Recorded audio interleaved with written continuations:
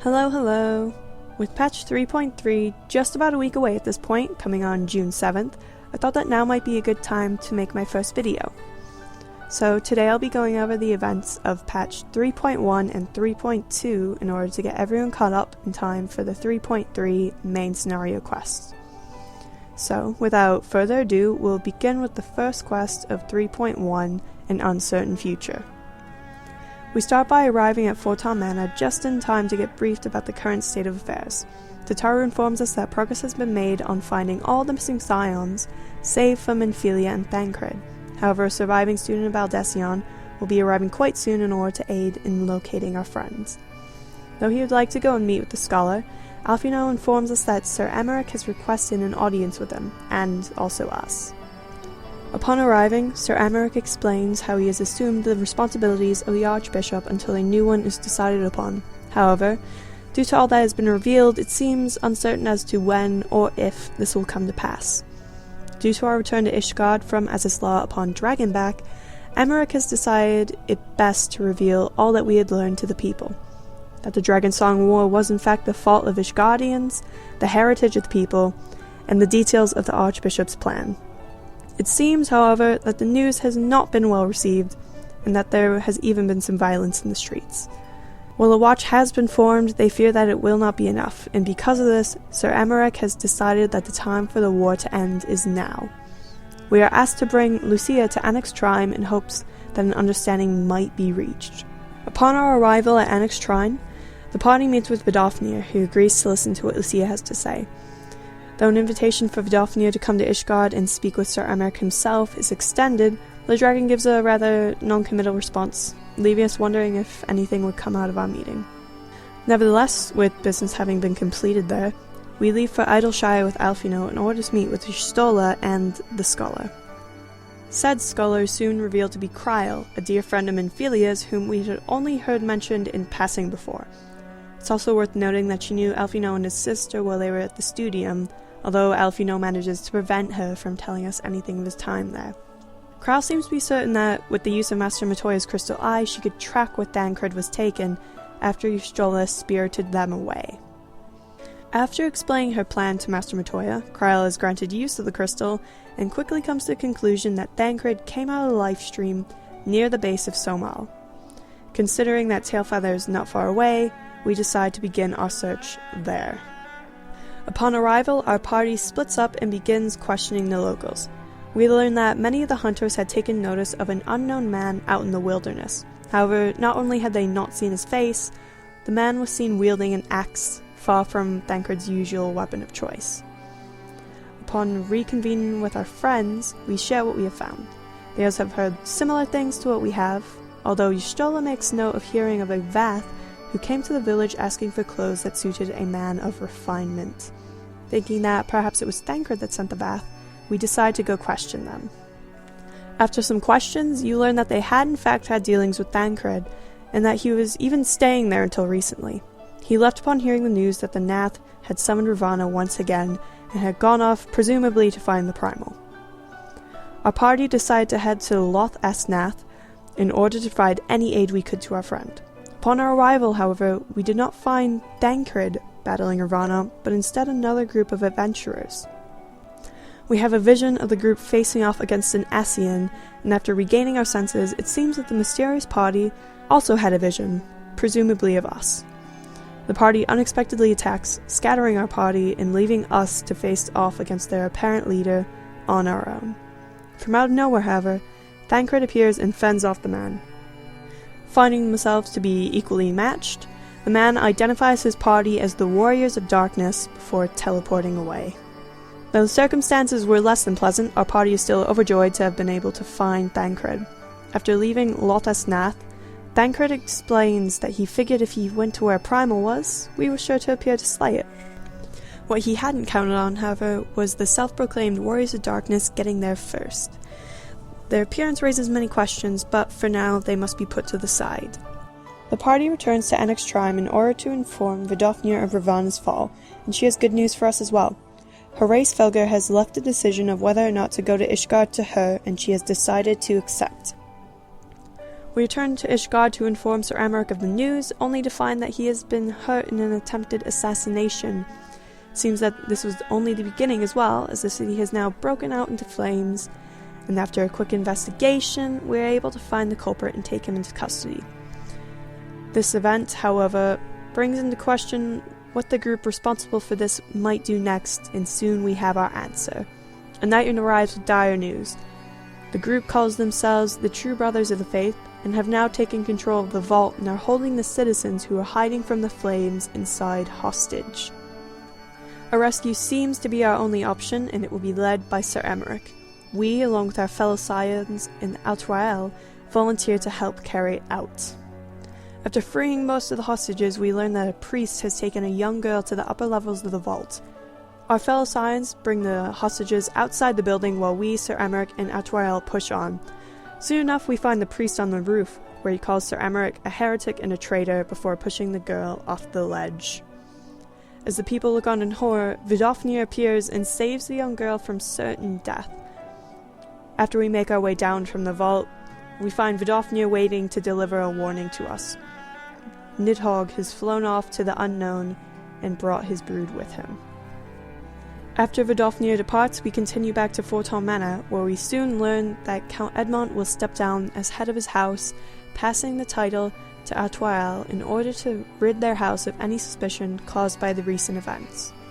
However, said events have also shaken Autrum's confidence, and he asks for our support in the coming times.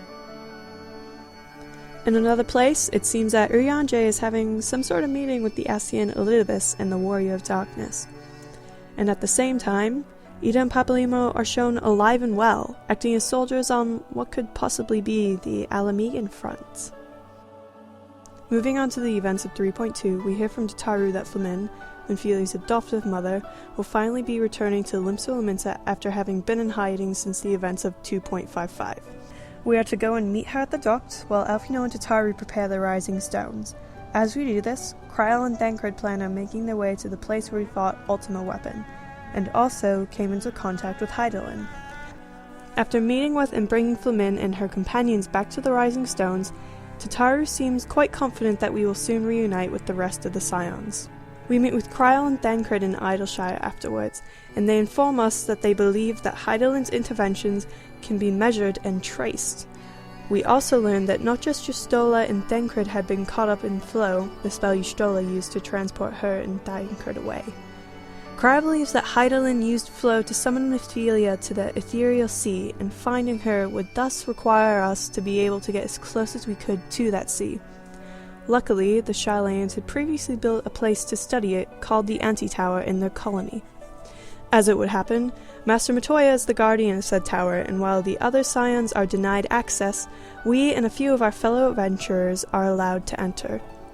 After braving the monsters within, we are summoned to the Ethereal Sea, where we find what seems to be Minfilia, although she now calls herself the Word of the Mother. It is unclear just how much of her is Minfilia and how much is Hydaelyn. She tells us a tale of the clash between the light and the dark, before ultimately she runs out of energy and is forced to send us back. After returning to Matoya's cave, we inform our comrades of what we witnessed after making our way through the Anti-Tower. Thancred and Elfino in particular are rather upset by the news. The Scions, save for ourselves and Elfino, take their leave, and Elfino then reflects on all that has happened. Before we leave, he informs us that Sir Emeric would like an audience, although he doesn't quite say what it's about. Upon arriving at the congregation, Sir Emeric tells us of a peace conference to be held at Falcon's Nest, and asks us to attend. He also requests that we join him for a drink sometime, as a thank you for all that we've done. Though with a bit of hesitation, we accept this offer as well. At the suggestion of Amenelaine, we decide to head to a nearby tavern for food and drink while preparations are being made. As we take a sip of our wine, however, it becomes clear that something is amiss, and soon enough we find ourselves passed out on the ground. While unconscious, we have visions of the young woman who had been serving us, mourning her dead husband after he had been killed by the Dravanians. Soon enough, Thancred rouses us, and we join him outside, where the same young woman who drugged us is now preaching to the gathered crowd. In a panic, Amenelaine commands a nearby knight to stop her. The knight then shoots the woman with 2 arrows, causing her to collapse, and all eyes then turn to the young lord who had given the order. Despite it being a misunderstanding, it was obvious to us that this was a mistake that could not be undone. Thancred makes note that, misguided as she was, the woman's words rang true in the hearts of many of the guests. The conference is to be put on hold for the time being, and before leaving Falcon's Nest, we come across Onawa. Amadeline quickly follows, and after Onawa loses consciousness due to his wounds, he becomes enraged by all that has happened, upsetting both us and Thancred. After a few punches thrown between the men, however, we return to Ishgard in order to speak with Sir Emmerich once again. We learn that he has what he hopes to be a way to raise the people's hopes, a joint military exercise with the other members of the Eorzean Alliance. To the public, he would present it as a sort of grand melee. If Ishgard were to win the day, it would boost public morale and potentially allow them to have another shot at the peace conference. After gathering up a group of recruits, we return to Sir Emmerich, and almost immediately, Amadeline asks to be a part of the grand melee and hopes to make up for his earlier actions.